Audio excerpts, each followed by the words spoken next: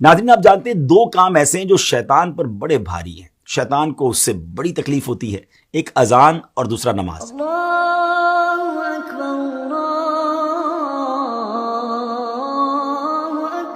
جی ہاں، جب اذان ہوتی ہے تو شیطان کئی میل دور بھاگ جاتا ہے اور نماز تو اس کی ناک رگڑوا دیتی ہے، مگر ایسا بدبخت جو نماز اور اذان سے اتنی تکلیف محسوس کرتا ہو،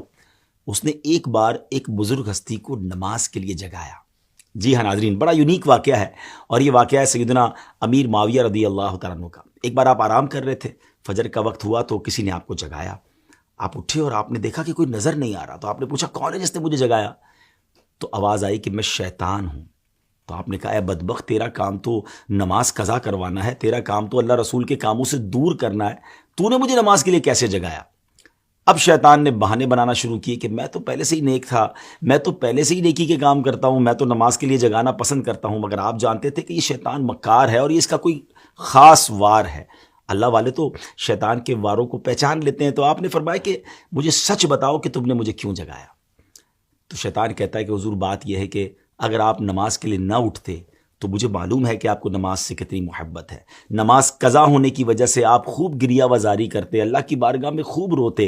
اور اللہ کریم آپ کی وہ گریہ وزاری کو قبول فرما کر آپ کو ایک نماز کا گناہ تو معاف فرماتا، مگر ہزاروں نمازوں کا ثواب بھی عطا فرما دیتا۔ تو میں نہیں چاہتا کہ آپ کو ہزاروں نمازوں کا ثواب ملے، اس لیے میں نے آپ کو جگا دیا، کیونکہ میں مسلمانوں کا خیر خواہ نہیں، اور میں نہیں چاہتا کہ مسلمانوں کو زیادہ نیکیاں مل سکیں۔ پیارے اسلامی بھائیو، بظاہر تو یہ ایک واقعہ ہے، لیکن ہمارے لیے اس میں بڑا درس ہے، کیونکہ شیطان پہلے تو ہمیں نیکیاں کرنے نہیں دیتا، اچھا پھر ہم نیکیاں کرنے لگ جائیں تو وہ نیکیوں میں کمی کروانے کی کوشش کرتا ہے۔ آپ نے دیکھا ہوگا شروع میں بہت سارے لوگ جو نماز شروع کرتے ہیں تو سنت غیر موقدہ بھی پڑھتے ہیں، فرض بھی پڑھتے ہیں، نوافل بھی پڑھتے ہیں،